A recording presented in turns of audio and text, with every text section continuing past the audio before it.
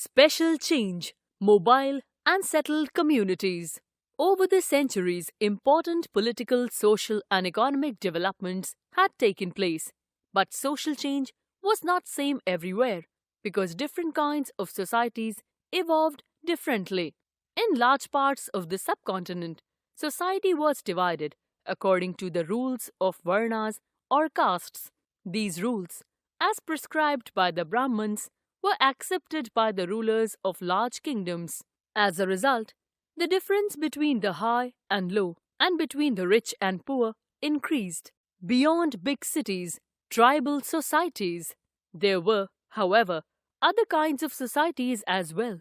Many societies in the subcontinent did neither follow the social rules and rituals prescribed by the Brahmins, nor were they divided into numerous unequal classes.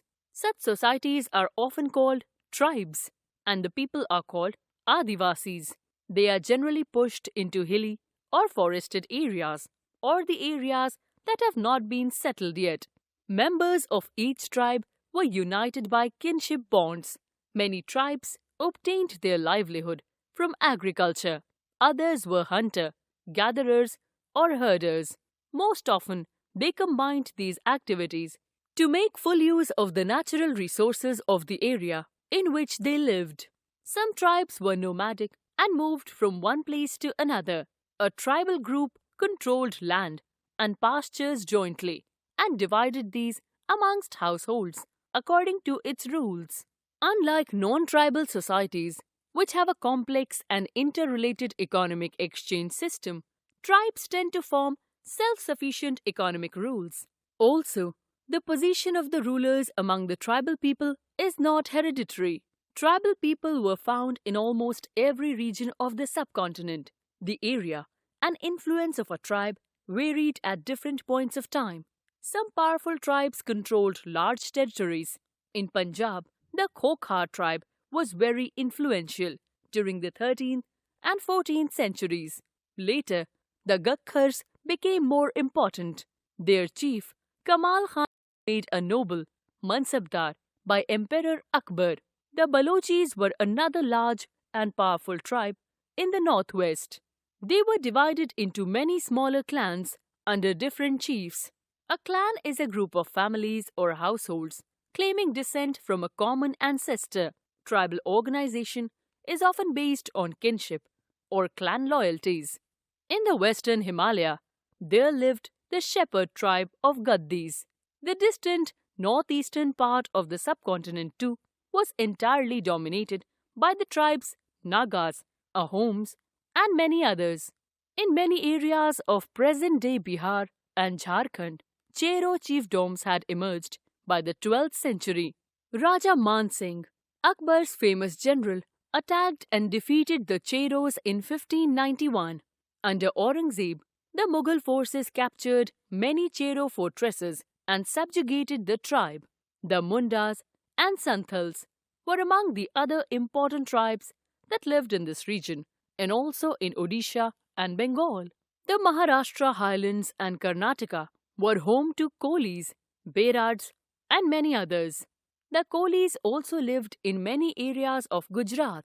The Bhils were one of the largest tribes of western India, living in parts of Gujarat, Rajasthan, and Maharashtra. By the late 16th century, many of them had become settled agriculturalists, and some even zamindars. The Goons were one of the largest tribal groups in India and were located in many regions of central India. How nomads and mobile people lived. Nomads and itinerant groups. Nomads are wandering people. Many of them are pastoralists who roam from one pasture to another with their flocks and herds. Similarly, itinerant groups such as craftspersons, peddlers, and entertainers travel from one place to another, practicing their different occupations. Both nomads and itinerant groups often visit the same places every year. The Banjaras were the most important trader nomads. Their caravan was Tanda. Sultan Alauddin Khilji used the Banjaras to transport grain to the city markets. Emperor Jahangir wrote in his memoirs that the Banjaras carried grain on their bullocks from different areas and sold it in towns.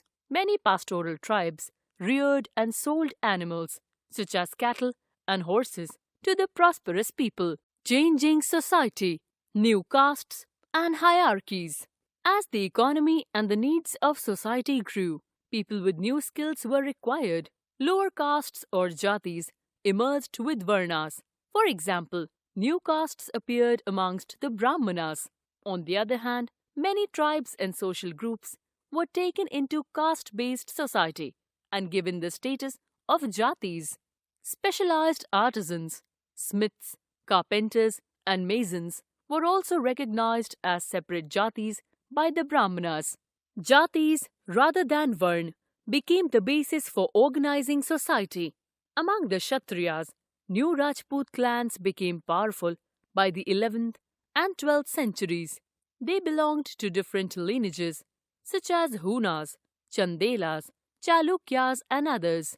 They gradually replaced the older rulers, especially in agricultural areas, and thus rulers used their wealth to create powerful states. The rise of Rajput clans to the position of rulers set an example for the tribal people to follow. Gradually, with the support of the Brahmanas, many tribes became part of the caste system, but only the leading tribal families could join the ruling class. A large majority joined lower jatis of caste society. On the other hand, many dominant tribes of Punjab, Sindh, and the northwest frontier had adopted Islam quite early. They continued to reject the caste system. The unequal social order prescribed by orthodox Hindus was not widely accepted in these areas. The Goons and the Ahoms. The Goons. The Goons are not one of the largest and most well-known tribal communities in India. The name Gond is probably derived from the Telugu word Konda, meaning hill. The name thus indicates the hilly region in which most of the Gonds live. Today, Gond settlements are scattered in central India that include parts of Madhya Pradesh, Chhattisgarh, eastern Maharashtra, northern Andhra Pradesh, and western Odisha. Their land came to be known as Gondwana, the land of the Gonds. There are many subgroups, such as Gadabas and Parjas, among the Gonds. The Gonds are strong, courageous, daring, and hard-working people. The main language of the Gonds is Gondi, but many of the tribal people speak other languages, including Hindi. The Gond state. The Rajput dynasties ruled over various parts of the Gond region from around 6th to the 12th centuries. Shortly after, unlike many other tribes, several groups among the Gonds formed themselves into kingdoms or chiefdoms. By the 15th century, several Gond dynasties were firmly established within the present-day Maharashtra, Madhya Pradesh region. The important Gond kingdoms included those with their capitals or headquarters at Garha Mandla, Deogarh Nagpur, Chanda Sirpura, and Kherla. Each of the Gond capitals was located close to a hill or a river. Adjacent to the river, there was a large farm whose produce was meant to meet the needs of the royal household and others in the capital. The capital was bordered with dense forests that could provide a safe hideout to the Gonds in case the capital was attacked by enemies. With regard to power and material wealth, the Gond Rajas of those days were often superior to their neighboring Hindu kings. The forts had large tanks and wells within them. When the Mughal Emperor Akbar came to the throne in the year 1556, the Gond kingdom was very large, rich and powerful. This kingdom was ruled by a queen named Durgavati on behalf of her minor son Birsa or Bir Narayan. The vastness and treasures of the kingdom tempted Akbar to invade it in the year 1564 AD. Asaf Khan, the Mughal governor of Allahabad, led the Mughal forces against Durgavati. She died in the battle, defending her kingdom against the Mughals. Around the 18th century, the Marathas crushed the power of the Gond kingdoms. The Gond kingdom were rich in many ways. The remains of forts and palaces speak about the prosperity and power of the Gond kingdoms. Villages. The people of this tribe today live in small villages of 20 to 50 families spread throughout the region. Most of the villages are close to a river or stream because the Gonds need plenty of water for their cattle and agriculture. The Gonds mostly follow the panchayat system of administration. Local rules and conventions are strictly followed.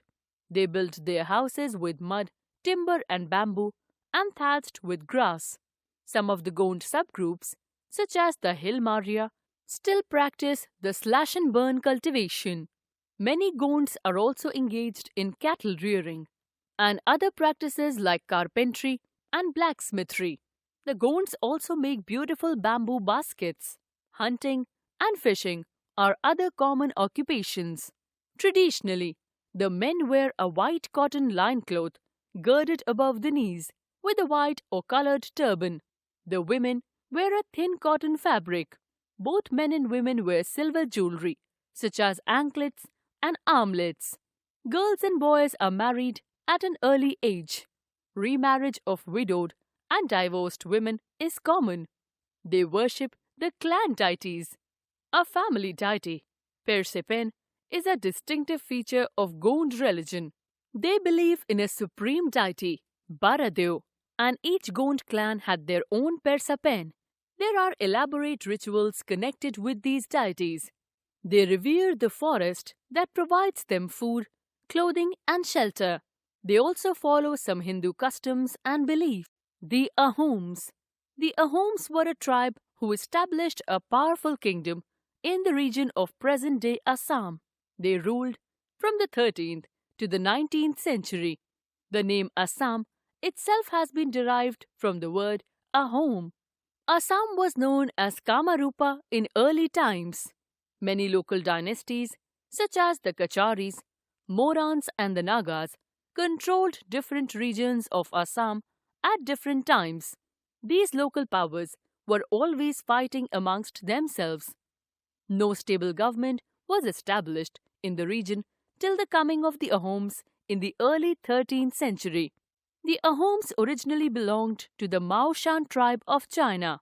From the 1st century onwards, they migrated to northern Burma, Myanmar, and thereafter to Assam. They established themselves in northeastern Assam. They defeated the local rulers of the region and established a powerful kingdom in the 13th century. By the 15th century, the Ahoms were the dominant power in Assam. The first known Ahom king was probably Sukapha. He ruled from 1228 to 1268 AD. The most powerful king of the Ahoms was Rudra Singh, who ruled from 1696 to 1714 AD.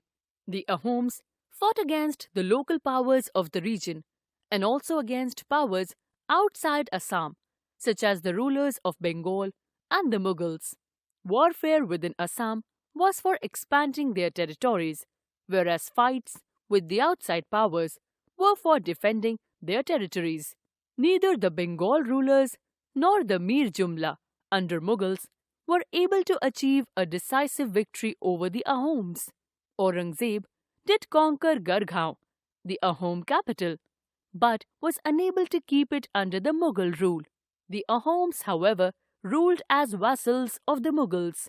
By the early 19th century, the power of the Ahoms had weakened considerably, and the administration had started disintegrating. Amidst such confusion, the Burmese entered Assam in 1817 AD. The British felt threatened by this invasion. They defeated the Burmese and signed the Treaty of Yandabu with Burma in 1826 AD. Assam then became a part of British India.